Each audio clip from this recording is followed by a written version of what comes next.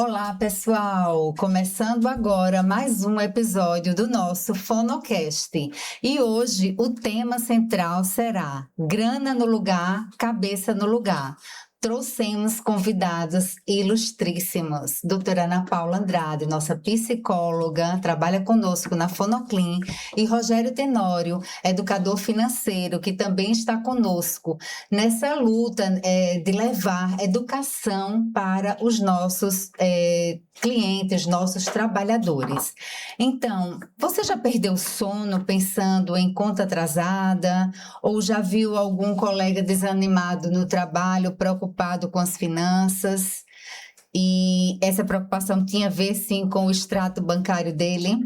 Hoje, a gente junta essas duas cabeças que normalmente não conversam entre si, o dinheiro e a mente. E vamos mostrar por que isso deveria estar na mesma mesa há muito tempo. Então, para isso, eu deixo os nossos convidados se apresentarem melhor.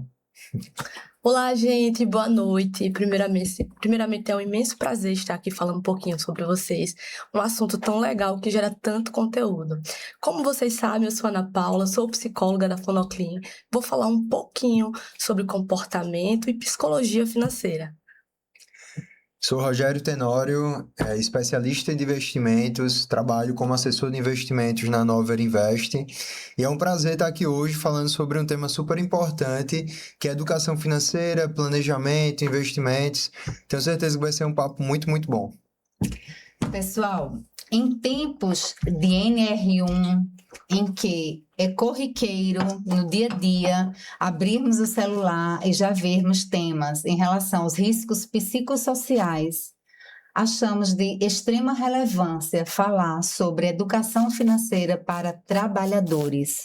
O quanto a questão financeira pode interferir na saúde mental dos trabalhadores. Doutora Ana Paula, para começar, qual é a relação real que a saúde mental tem com as finanças na prática? Então, Cristine, a saúde mental e as finanças estão profundamente ligadas. Eu trago para vocês, por exemplo, uma pesquisa que saiu recente nos Estados Unidos que evidencia que 3% das pessoas que cometem suicídio é por causa de dívidas. E um dado mais alarmante, 80% das pessoas que sofrem de ansiedade também são por causa de dívidas. Ou seja, se nós tratarmos a raiz, que seria o problema, que são as dívidas, também estaríamos cuidando da saúde mental. Então, elas estão ali lado a lado. Ou seja, algo muito presente no nosso dia a dia. Não é comum, não é incomum, isso é muito mais comum, vermos casamentos desfeitos, lares destruídos muitas vezes por conta de questões financeiras. E dá para dizer que a preocupação financeira hoje é uma das principais causas de desânimo e queda, por exemplo, na proatividade, na produtividade no trabalho? Então, claramente, quando uma pessoa está com dívida, ela começa a ficar preocupada. Então, ela começa a entrar num estado de alerta. O estado de alerta é o cérebro falando o tempo todo para o corpo: você está em perigo, você está em perigo. Então, imagina você trabalhar o dia todo com o seu cérebro sinalizando para o seu corpo, dizendo que você está em perigo. Aí você leva isso para a cama na hora de dormir e não consegue dormir direito, né? Consequentemente, não vai performar com a produtividade ideal que seria para o dia seguinte no trabalho. E eu trago isso com dados concretos no próprio psicossocial que a gente aplica, que eu pergunto se a pessoa dorme bem. Normalmente a pessoa fala, não durmo. Eu falo, qual o problema? O que é que falta do relaxamento? A pessoa responde que está pensando nas dívidas. Então, claramente, as pessoas levam os problemas para a hora do sono, que era o momento de relaxar, e não dormem direito, uma vez que o sono é ali um momento de revigorar tanto a produtividade quanto a saúde mental. E assim, qual seria então, existe, né, no caso, alguma responsabilidade nisso, das empresas, ou é um assunto estritamente pessoal do colaborador? E se existe alguma prática na parte da psicologia, né, que poderia ajudar essas pessoas que se encontram numa situação de dívidas e estão sofrendo com isso para aprender a lidar melhor antes assim, para tentar sair das dívidas, né, e resolver essa questão. Essa foi um dicionário, vamos lá, tá? Em relação se existe responsabilidade da empresa, a empresa não se torna responsável. Porque quando o colaborador entra na empresa, ele sabe quanto ele irá receber. Então, ele tem que trabalhar de acordo com as necessidades, né? Os custos e o que ele vai precisar ali de acordo com o que ele vai receber. Então, o que é que acontece? A pessoa entra, começa a gastar além do que ela consegue e o que passa a ser necessário, o que passa a ser necessidade, vira um desejo. Uma continha simples, não é? Uma pessoa ganha um salário mínimo, então ela sai do trabalho, vamos pensar, meia-noite. Então ela vai pensar que vai jantar e queria tomar um refrigerante. Ela começa a criar o hábito comportamental de todos os dias parar ali na lanchonete da esquina e comprar um refrigerante e uma latinha de R$ 6, o que vai equivaler aí no salário mínimo 10% do seu salário. Então, uma pessoa que vive com salário mínimo e tem várias necessidades básicas a arcar com aquele salário, já começa a desordenar com um simples hábito comportamental. Então, na investigação com a psicoterapia, que é uma das ferramentas a tratar essa questão, seria justamente isso. A gente tem que dividir da pessoa o que é necessidade e o que é desejo. E o que está por trás do desejo? Qual é a necessidade impulsiva que está levando aquele colaborador, aquela pessoa a estar se endividando, a estar fazendo compras desnecessárias ou estar com um pensamento disfuncional de que ele pode todos os dias tomar um refrigerante para saciar um desejo imediato. Pois é, não dá para ter tudo, né? É realmente priorizar. Mas só pegando esse gancho, que é uma coisa interessante, você falou. Se é uma responsabilidade da empresa, essa parte de fora do colaborador. Isso daí foi se desenvolvendo, né? Ao longo do tempo. Porque antigamente o seu colaborador chegava na empresa, trabalhava das 8 às 12, depois de 2 às 6 e acabou o compromisso dele. Hoje em dia a gente está muito ligado no celular, então você está resolvendo o problema antes das 8, não tem esse descanso durante o almoço e o trabalho braçal ele foi sendo substituído, né? Sim. Que antes você começava no negócio, era só braçal, não tinha muito pensamento. Hoje em dia, não. Você teve um problema no seu consultório, você vai passar a noite pensando nisso. Tem um desgaste maior. Sim. Então, esse pensamento do colaborador está sendo abrangido, né? Sim. Eu tenho que saber como é que ele se comporta em casa, porque isso daí vai afetar no trabalho. Exato. Então, essa parte dos investimentos das dívidas são justamente uma coisa que as empresas estão se importando. Sim, sabe? sim.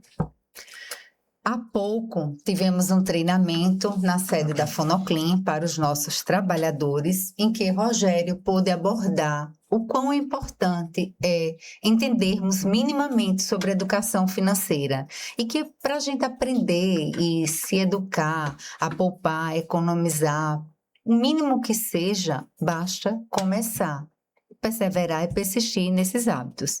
Então, com esse quadro agora, comece pequeno, mas tudo envolve a base da educação financeira e lembrando, até comentando com os nossos trabalhadores, que muitas vezes lá atrás na escola estudamos sobre assuntos que necessariamente hoje interfeririam de forma positiva na nossa vida.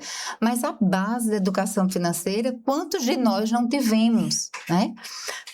Por isso, eu trago para você, Rogério. Muita gente acha que só vale a pena poupar quando sobra dinheiro de verdade. Isso é um mito ou uma verdade?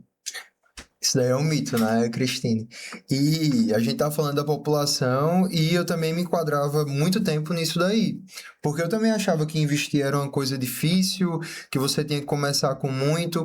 Comecei minha carreira com investimentos atendendo esse público de médicos, empresários, advogados.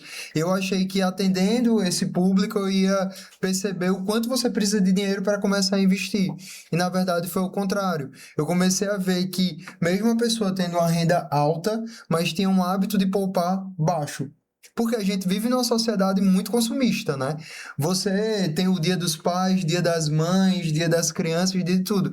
Mas não tem o dia da poupança, que é aquele de você, né? Hoje eu vou colocar o meu dinheirinho aqui para trabalhar por mim.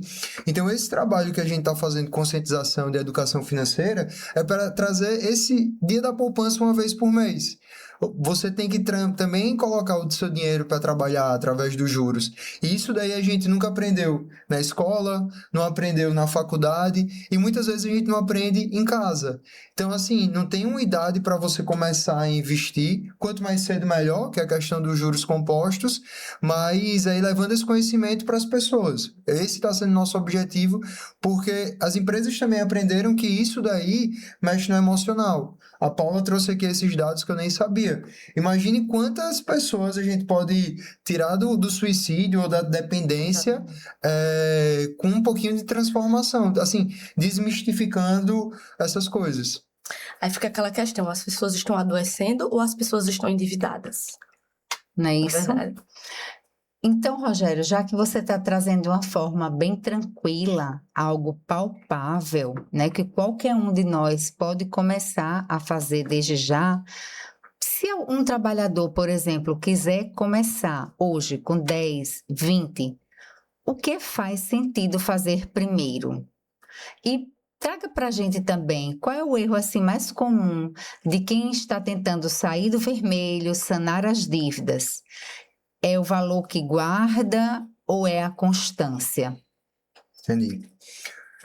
É a mesma coisa quando a gente vai fazer um treino, certo? Se você quer se dedicar a correr 1 quilômetro, 5 quilômetros, 10 quilômetros, o primeiro passo é começar. Tudo vai ser difícil no começo, sabe? Só que com investimentos é a mesma coisa. Eu vejo as pessoas dizendo, eu tenho uma dificuldade muito grande, mas não começou fazendo aquela conta básica de receita e gasto.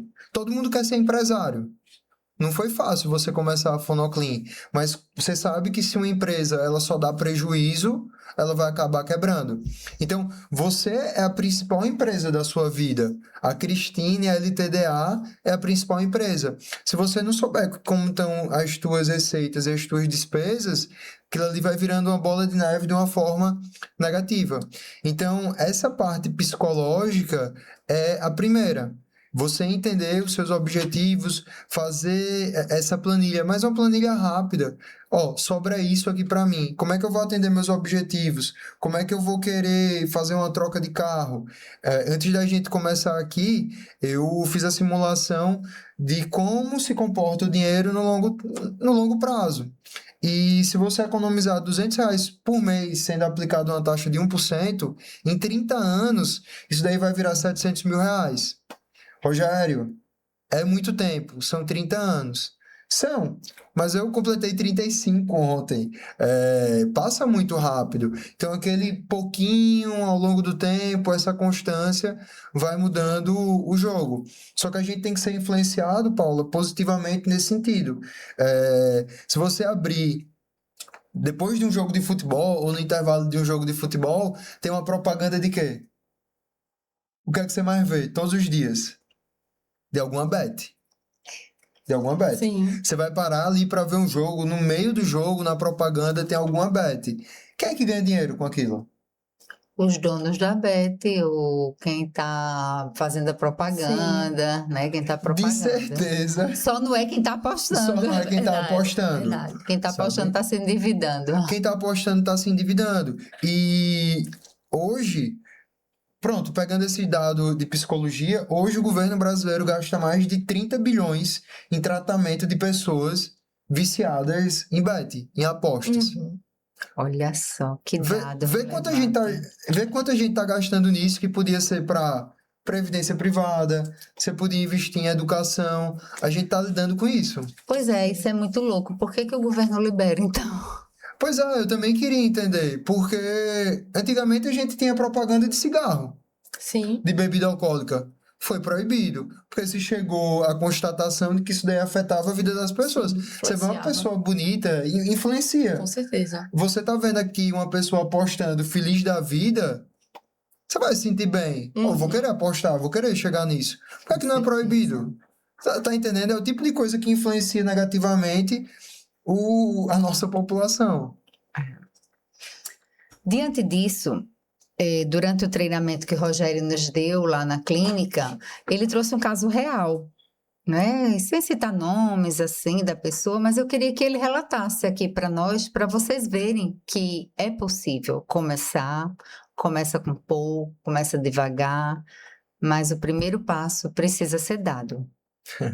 Esse caso é muito engraçado porque eu tive casos de clientes que são médicos empresários que chegaram para mim e disseram que não conseguiam aportar nada. Aí eu fiquei pensando, você é uma pessoa que tem uma capacidade de receita muito alta e não consegue aportar nada. Imagina o resto da população. Só que tem uma funcionária lá no escritório, a Rose, que ela sempre foi curiosa em relação aos investimentos. E vivia me perguntando, Rogério, é melhor comprar um fundo de investimento imobiliário? Faço o quê e tal? E perguntei para ela, você consegue poupar algum dinheiro? Consigo. Eu jurando que ela ia dizer que ia conseguir poupar R$ 10, ou meses que não ia acontecer isso. E não, ao longo do tempo a gente vem construindo essa recorrência. E hoje já está batendo algumas metas. Então, assim, isso daí foi para desmistificar que você precisa ter uma receita muito boa para começar a investir. Mas com um pequeno conhecimento, a disciplina, isso daí vai melhorando. E a Rose é até um case de sucesso, que ela já começou a fazer o curso de administração, está aprendendo mais sobre investimentos. Sei lá, daqui a pouco a gente pode ter uma nova assessora de investimentos aí, de um pequeno passo, sabe? Por que não, né? E comecei a mandar isso daí para os meus clientes, mostrando para eles. Se uma pessoa consegue, qual é o seu problema, sabe? Por que você tá perdendo tempo? Então, e ainda sobre isso, né?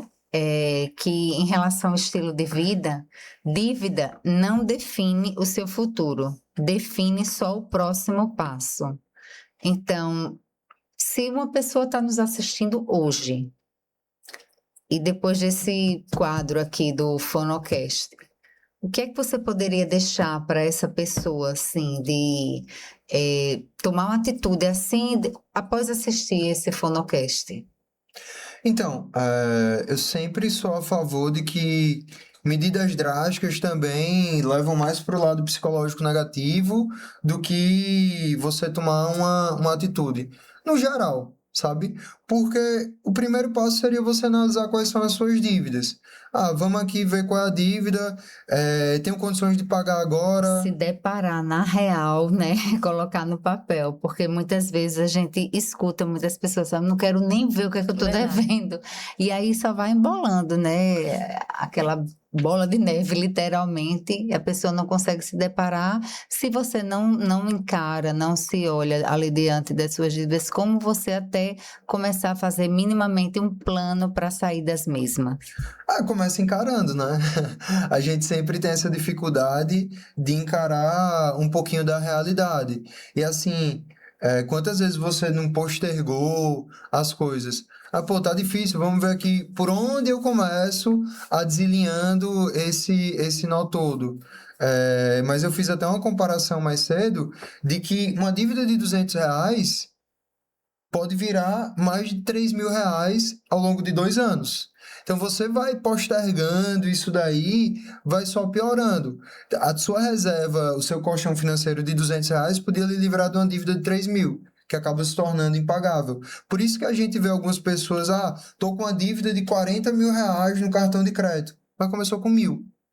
Você foi deixando para lá e vamos ver no que é que dá e tá com o nome sujo. Assim, encarando essa realidade, vendo como é que você conseguiria, seria muito mais fácil. Além de perder vários dias de sono, que é o que aconteceria psicologicamente falando. Pois é. Então, assim, de acordo com a sua experiência, você consegue perceber quando o problema financeiro de alguém já virou um problema de saúde mental? Isso na sua prática, você encontra pessoas assim, quando você vai começar minimamente, como é que tem sido a sua atuação com trabalhadores? Você tem escutado, isso é muito frequente para você? Demais, né? Eu acho que a Paula também tem se tornado um tema bastante recorrente. De pessoas que, principalmente com bet, com algumas apostas, de que achar que ali... para você ter uma ideia, 20% das pessoas que gastam dinheiro com aposta esportiva acham que é um investimento. 45% das pessoas acham que é uma forma rápida de ganhar dinheiro. Mas ali sempre está jogando contra. E aquilo ali você vai apostando mais. Veja, o sistema sabe como você se comporta. Porque tudo número. Ali tem algoritmo. Tudo rastreado, É tudo rastreado. monitorado. É monitorado, tem a recorrência. Ele sabe que quando a Cristine ganha 2 vezes, ela aumenta a aposta. Aí assim que ela aumenta a aposta, ela vai perder, sabe? É tudo contra você. Não é possível que você ganhe. Isso daí vem afetando as famílias. 70% dos casais se divorciam por causa de dívida.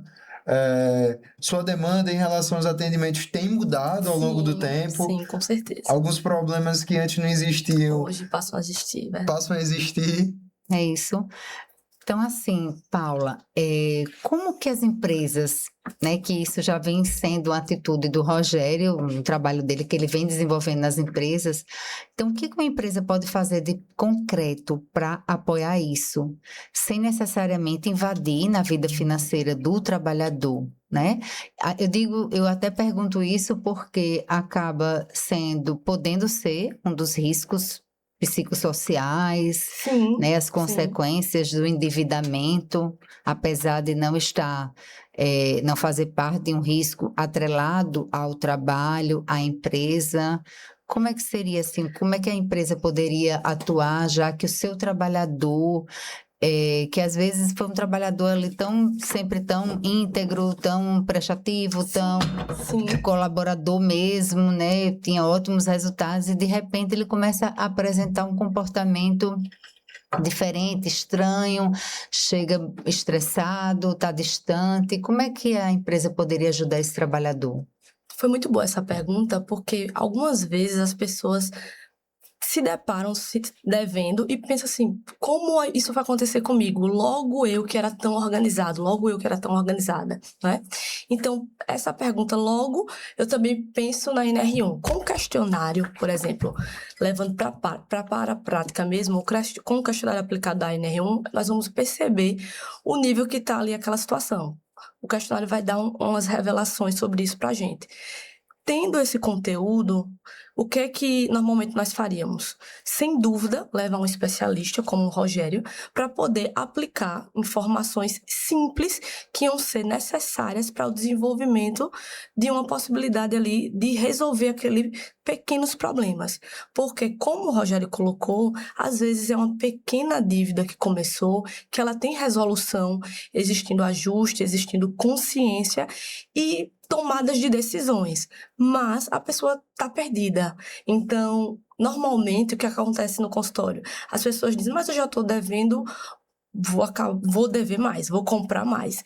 E o sistema, né, por trás, está fazendo isso. Aparece promoções, aparece facilidade, cartão de crédito dá benefício. Então, um gerenciamento para ter um desenvolvimento de educação financeira com um especialista, sem dúvida alguma, vai fazer diferença na vida do colaborador e na performance da empresa como um todo. E só pegando esse gancho assim da Paula, o que muda também o jogo é a questão da recorrência. Porque você faz uma palestra dessa, a pessoa já viveu 40 anos sem ter ouvido falar nada disso. Escutou uma vez, não vai mudar a vida dela, mas cria uma consciência. Só que daqui a um mês, de novo o mesmo assunto. Daqui a outro mês, de novo esse assunto. Você começa a ver que fulaninho do seu lado já está poupando, já criou essa consciência, você começa a correr atrás e ver que isso é possível, sabe? Então, assim, são ações continuadas, né? Sim, sim. Então, para vocês, gestores das empresas, saibam que a Fonoclean oferece esse serviço também. Podemos levar educação financeira para os trabalhadores da organização de vocês. Ô, Cristine, e só pegando esse gancho dos gestores, eu duvido que não tenha um gestor que está assistindo isso que já passou por um momento que um colaborador pediu para sair da empresa porque estava endividado e era um bom colaborador que você teve que substituí-lo depois por causa de uma dívida, por causa de uma falta de planejamento. Imagine o quanto a empresa não gasta em treinamento, que isso aí poderia ser muito bem economizado com esse trabalho da educação continuada, sabe? Com certeza. Então, vocês dois concordam que hoje saúde ocupacional não se resume à ergonomia, a exames, é bem mais amplo, né? Porque quando a gente trata aqui de educação financeira, é inerente ao ser humano, ao trabalhador. Então, a gente precisa ampliar, de fato, as questões de saúde ocupacional, não apenas ali a ergonomia, o ambiente de trabalho, mas como está a mente desse trabalhador para desempenhar as suas funções. Diante disso, falando sobre gestão de risco, que hoje a gente vê que a questão da saúde ocupacional não é mais papelada, arquivar programas, é cuidar de fato do que realmente afeta o nosso bem maior, que é o nosso trabalhador, é quem está ali na ponta, quem está de fato realizando as suas funções. De forma assim rápida, de uma forma objetiva, como que a gente poderia trazer aqui essa fala muito importante para os gestores, para que ampliem essa visão? Porque quando eu me deparo, às vezes, com folha de pagamento, em que eu vejo um trabalhador ali com seu salário quase que comprometido por empréstimos, por exemplo. Então, como é que a gente pode, de fato, se fosse para começar amanhã um trabalho na empresa, né? O que é que a gente precisaria, as ferramentas que vocês têm, o que é que a gente poderia trazer de prático para esse gestor que está nos assistindo e que, de repente, não sabe por onde começar ou o que fazer, como agir dentro da sua organização para ajudar esse pessoal? Como o Rogério colocou, ações repetidas vão gerar novo modelo de pensamento. Então, fazer um ciclo, por exemplo, de um desenvolvimento com um especialista explicando como cuidar melhor das finanças, sem dúvida, o que era estranho passa a ser normal para o colaborador. Então, ele vai achar possível ele cuidar e melhorar aquela cena que está na vida dele atualmente. Esse daí é o primeiro passo, né? Assim, o gestor da empresa, ele tem uma ideia da pessoa que está sempre pedindo vale, está querendo antecipar um salário. Então, você poderia categorizar isso daí em grupos críticos, que vai precisar de uma atenção maior de um planejador, de um educador financeiro. Ou vamos sentar, vamos entender o que é que realmente está acontecendo, que é o que você faz com as suas equipes. Se tem um mal-entendido ali, tem aquela picuinha entre as pessoas, se você deixa do jeito que está, só piora. A coisa só embola. Então, o que é que você faz? Você chama, pessoal, vamos entender como é que aconteceu isso, para resolver. Com as finanças é a mesma coisa. Eu tenho esse grupo crítico. Beleza, isso aqui é o que vai precisar de mais atenção. Tem um grupo aqui que não me dá dor de cabeça, mas também, através de uma pesquisa dessa, Paula, você sabe se a pessoa está tendo alguma dificuldade, se tem algum conhecimento. Aí, se a pessoa não tem conhecimento, vamos melhorar, vamos fazer com que ela poupe mais. E eu sempre vou ter também uma pessoa que é super organizada, que ela quer certinha, tem uma disciplina, mas faltou um conhecimento maior para ela, para ter um ganho maior de um dinheiro que está investido. Então, assim, esse daqui tá mais tranquilo, mas também precisa de um tipo de ação. Vai categorizando isso daí. Maravilha. Então, vamos aqui num bate-bola rapidinho aqui sobre mitos e verdades. Rogério, só rico consegue investir? Não, pelo contrário. Pelo contrário, tem um livro muito bom chamado Psicologia Financeira. Para quem quiser começar a investir, seria o primeiro passo, porque ele mostra como é que a cabeça funciona em relação ao dinheiro. Muitas vezes o rico, ele tem uma receita muito boa e não forma patrimônio. E aquele cara que foi lá com a disciplina, guardando um pouquinho ao longo do tempo, foi Eu crescendo. tive acesso a esse livro, tem até um dado que uma pessoa com pouco recurso conseguiu fazer um investimento muito alto e se Aham. tornou milionário. Acho que não sei se você lembra. Enquanto o outro que tinha muitos recursos não conseguiu fazer o investimento da maneira eficaz e não teve. Então, isso mostra claramente que entre ter dinheiro ou não ter dinheiro não vai fazer diferença. Foi justamente isso daí. Ele fez a comparação entre um cara que era um comerciante típico e outro cara que era um presidente de uma empresa que ganhava milhões de dólares por ano. Só que esse cara, do mesmo jeito que ganhava milhões de dólares por ano, ele queimava tudo, gastava. O outro não, vivia numa vida boa, só que boa para ele, pro padrão dele. Só que sempre economizava e investia, comprava ações de boas empresas. Exatamente. Então, quando ele faleceu, ele tinha mais de 4 milhões de dólares guardados. A família não entendeu de onde veio esse Exato. dinheiro. Mas aí você pega essa recorrência, essa disciplina que ele teve, tá ali o resultado. Falar de dinheiro no trabalho é falta de profissionalismo? Não, pelo contrário. Quando as pessoas vão falar de pirâmide, de maneiras rápidas de ganhar dinheiro, ali tá super bem aceito. Só que é um jeito de destruir patrimônio, sabe? Todos os meses tem alguma pirâmide financeira que está sendo lançada. E a pessoa divulga para todo mundo, a melhor coisa do mundo, fiz isso, ganhei dinheiro. Mas por que a pessoa não fala lá de uma estratégia de investimento que ela está fazendo, que está sendo boa ao longo do tempo? Tem que se falar, mas se falar, Cristine, de uma forma que seja coerente. O dinheiro não aparece da noite para o dia. Se aparece um amigo seu que diz assim que tem a chave do sucesso, corra, porque vão os dois ter um prejuízo muito, muito grande lá na frente. E a gente tem que falar sobre isso. Tem que virar um tema que seja normal. Sim. Paula, ansiedade financeira só afeta quem ganha pouco? Não, com certeza não. A ansiedade está ligada a todas as esferas, né? Como nós tínhamos falado no início, ela está ligada muito ao medo e à preocupação. Então, seja em qualquer instância financeira, se você está preocupado, devendo muito ou devendo pouco, normalmente você vai ficar em estado de alerta. Isso pode se tornar crônico ou não, mas vai gerar ansiedade, sim. E empresa que se importa com a saúde financeira do time tem menos rotatividade? Com certeza, né? Com a pesquisa que eu trouxe aqui para vocês, mostra que a ansiedade está ligada com as dívidas. Então, imagine só, a gente diminuir essa ansiedade relacionada às finanças, que, consequentemente, o colaborador vai performar bem melhor. Maravilha. Estamos chegando ao final do nosso episódio.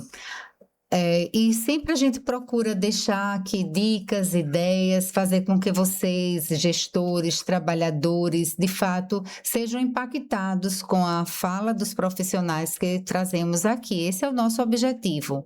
Então, se a pessoa que está nos ouvindo agora só puder fazer uma coisa amanhã de manhã, o que seria? Eu gostaria de saber, Rogério, o que seria essa coisa voltada para poupar, para economizar? Primeira coisa seria se pagar. Porque assim, a gente tem o boleto da escola, o boleto da academia, o boleto de tudo, mas acaba não se priorizando. Que é aquele boleto para sua aposentadoria ou um boleto para uma realização de um sonho seu. O primeiro passo seria esse, ver tua receita e os teus gastos e como é que você consegue que tenha uma sobra ali. Ah, Rogério, é R$ 50. Beleza, são R$ 50 que vão ser dedicados para você. Não para a loja que você vai comprar aquela blusinha ou outra coisa nesse sentido. Porque, assim, cria o teu dia da poupança. Sabe? O mercado já criou para você o dia dos pais, dias das crianças, Verdade. dia de tudo. Então, começaria por aí. E começa a seguir Rogério CP Tenório para você aprender mais dicas Com certeza. sobre investimentos. Porque é tudo uma escala. Tudo em uma escada. Você começa pequenininho, vai aprendendo mais, vai tirando alguns mitos da sua cabeça. O primeiro é esse. Achar que investimento é uma coisa só para quem é rico. E não é. É para quem tem disciplina. Isso. Paula, para vocês, se fosse uma coisa amanhã de manhã, a primeira coisa para fazer, o que seria? Com certeza eu vou partir para o pilar de um comportamento que esse livro que o Rogério falou nos revela, que seria paciência. Paciência para tudo. As promoções sempre vão ter, os gastos sempre vão ter, mas tenha paciência para saber dividir o que é importante, o que é necessário e o que é desejo imediato. Priorizar. Exatamente. Né? Então, pessoal, cuidar de gente é cuidar de tudo que afeta a cabeça de quem trabalha. E dinheiro é parte disso, com certeza. Esse é o tipo de gestão que a Fonoclin defende há cerca de 24 anos. Não é sobre ter documento assinado, é sobre ter gente de bem, de verdade, gente bem. Eu gostaria muito de agradecer pela oportunidade da conversa para você, Paula, para você, Rogério. Até o próximo Fonocast e vamos deixar para vocês o contato dos profissionais para que vocês possam acompanhá-los pelas redes, aprender mais com o que eles têm para passar.